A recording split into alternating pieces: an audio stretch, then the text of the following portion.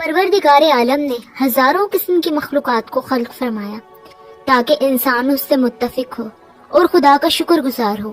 اسی مادی دنیا کے علاوہ بھی انسان کے لیے اللہ تعالیٰ نے دل بہلانے والی مخلوقات کو خلق فرمایا ہے۔ وہ انسان کے جس نے اللہ کے حکم کے آگے اپنی تمام خواہشات مسترد کر دیں، اس شخص کو وہ مخلوق جنت میں بطور انعام عطا کی جائے گی۔ یہ ایک ایسی مخلوق ہے کہ جو آخرت میں بندہ مومن کے لیے تمام مصائبات اور علام کا بدلہ بنے گی۔ آسمانی کتابوں میں اس مخلوق کو حور عین کہا جاتا ہے۔ حورا اس عورت کو کہا جاتا ہے کہ جو جوان، حسین و جمیل، سفید رنگ والی اور انتہائی سیاہ آنکھوں والی ہو۔ قرآن مجید میں کئی مقامات پر ان حوروں کا ذکر ملتا ہے۔ سورہ صفات میں اللہ نے فرمایا، نعمتوں والی جنت میں جنتی تختوں پر ایک دوسرے کے سامنے بیٹھے ہوں گے، جہاں شراب کے جام کا ان پر دور چل رہا ہوگا، جو پینے میں شفاف اور لذیذ ہوگی، جسے پینے سے نہ سر درد ہوگا اور نہ ہی اس کے پینے سے وہ بہکیں گے۔ اور ان کے پاس نیچی نظروں اور بڑی بڑی کالی آنکھوں اور لمبے بالوں والی حوریں آئیں گی، ایسی نازک کہ جیسے انڈے کے چھلکے کے نیچے جھلی ہو۔ وہ ایسی صاف اور شفاف ہوں گی کہ ان کو کسی جن و انس نے ہاتھ تک نہ لگایا ہوگا۔ ان کی آنکھیں ویسی ہوں گی کہ جیسے چمکتے ہوئے ہیرے اور موتی۔ گویا حور ایسی جنتی مخلوق ہے کہ جسے دنیاوی مثال سے سمجھنا اور اس کی جسمانی بناوٹ و خصوصیات کو بیان کرنا مشکل ہے، کہ جسے اب تک نہ کسی انسان نے دیکھا نہ چھوا ہے۔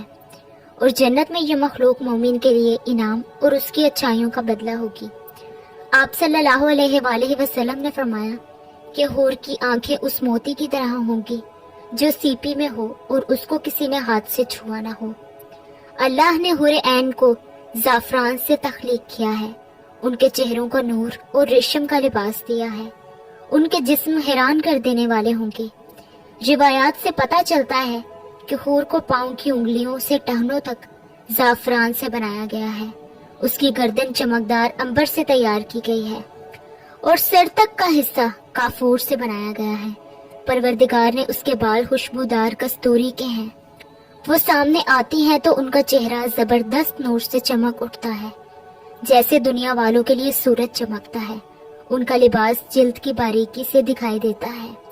اگر حور اپنی ہتھیلیوں کو آسمان و زمین کے سامنے ظاہر کر دے تو تمام مخلوقات اس کے حسن کے دیوانی اور قائل ہو جائے گی، اور اگر وہ اپنا چہرہ ظاہر کر دے تو اس کے حسن سے آسمان و زمین کے درمیان موجود تمام چیزیں جگمگا اٹھیں گی۔ روایات کے مطابق جنت الفردوس اور جنت العدن کے درمیان میں ایسی حوریں موجود ہیں کہ جو جنت کے گلاب سے پیدا کی گئی ہیں۔ وہ کبھی سوتی نہیں، وہ ہر طرح سے پاک ہوں گی۔ حوروں کی بھی کئی اقسام ہیں اور نسلیں ہیں۔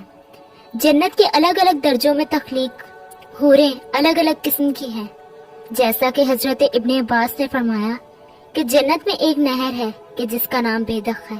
اس نہر کے نیچے حوریں اگتی ہیں اور خوبصورت آواز میں قرآن مجید کی تلاوت کرتی ہیں اور اللہ کی حمد و ثنا بیان کرتی ہیں۔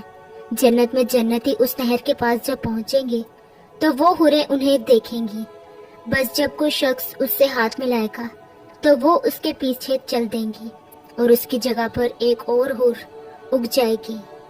اسی طرح جنت میں موجود مختلف اقسام کی حوروں کا مختلف جنتی نام ہے، مثلاً خیرہ اور اینا نامی حور، جس کے مطابق روایتوں میں آتا ہے کہ ان کے ارد گرد 70,000 خدمتگار لڑکیاں چلتی ہیں اور جو پرہیزگار بندوں کو خود جنت میں تلاش کرتی پھرتی ہیں۔ حور جنت کی ایک ایسی نعمت ہے کہ جو ادنا سے ادنا شخص کو عطا کی جائے گی۔ اسی طرح جنت میں ایک درخت ہے کہ جس میں ایسی حوریں ہوں گی جو گیت اور نغمے گائیں گی۔ تو درخت جب یہ آواز سنے گا تو اس کی شاخیں ایک دوسرے سے ٹکرا کر بانسری کی سی آواز پیدا کریں گی۔ اس طرح حوروں کا تصور دین اسلام میں کوئی نیا تصور نہیں ہے، بلکہ دنیا کے کئی مذاہب اور آسمانی کتابوں میں ان دو شیزہ عورتوں کا ذکر ملتا ہے کہ جو موت کے بعد انسانوں کو ملیں گی۔